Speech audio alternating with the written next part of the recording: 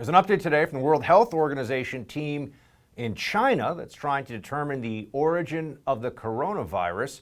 After just 12 days of investigation, that was pretty fast, the team concluded the virus most likely originated in bats, but jumped to humans through another animal in a wet market, totally dismissing any theory that it emerged from a lab. Watch.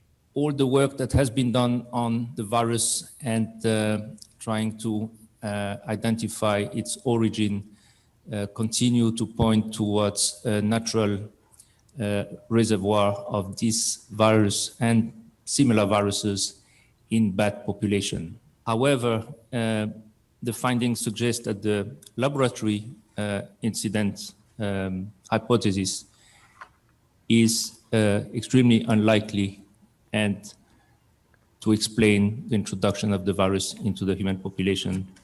With reaction, we've got Gordon Chang. He's the author of The Great U.S.-China Tech War. Follow him on Twitter at Gordon G. Chang. Gordon, sounds like they've come already out with a conclusion here that should shut it down if you're going to believe them, but a lot of folks still have questions. What do you make of the W.H.O.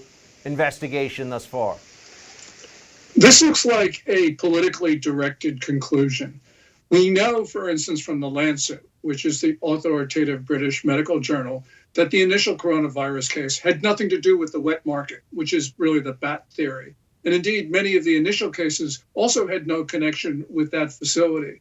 You know, what are the odds that you have, for the first time, a virus actually starting to manifest itself in the center of China, just miles from a facility, China's only P4 biosafety lab, which has been engaged in risky gain-of-function experiments on coronavirus?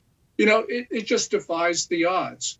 And I don't think that this WHO team has really spent the time to do this, because they've been in country just about 3 weeks or so, 2 of it in quarantine. They spent 3.5 hours at the Wuhan Institute of Virology, the facility we're talking about. This really just stinks. Really, really stinks. Gordon, tell me, when we look at this, how would the Chinese Communist Party react if, let's say, the WHO had come out and said that they believed it was possible or even probable that it came from a lab? Well, what would you expect the measures that China would take in response to that to be?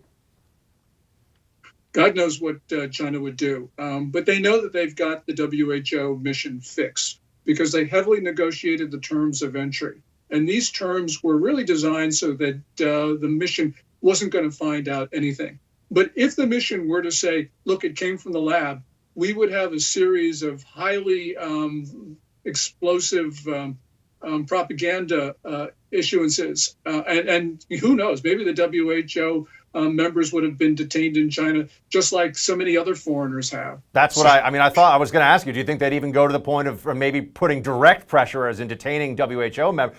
I think everyone at home should get a sense of how rough China is willing to play over this issue. Well, I think China believes that this is an existential issue because it's more likely than not that this did come from the Wuhan Institute of Virology, which means that there was essentially a biological weapon. And that would undermine all of these Chinese narratives. Remember, these narratives go to the heart of Communist Party governance, because what they've been arguing over the last 9-10 months was that their superior handling of the disease meant that their form of governance was superior to democracy. And so this really goes to the issue of the survivability of the Communist Party. So, these guys would do anything to protect their position in society. And so you can't rule out anything, Buck. Gordon, let's also pivot here for a second to the latest between the new Biden administration and the Chinese Premier Xi Jinping. Here's just a snippet of an interview recently where Joe Biden started to talk about the U.S.-China relationship. Let's play it. He's very bright. He's very tough.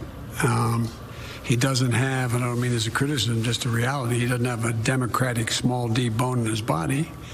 But he is, the question is, I've said to him all along, that we need not have a conflict, but there's going to be an extreme competition.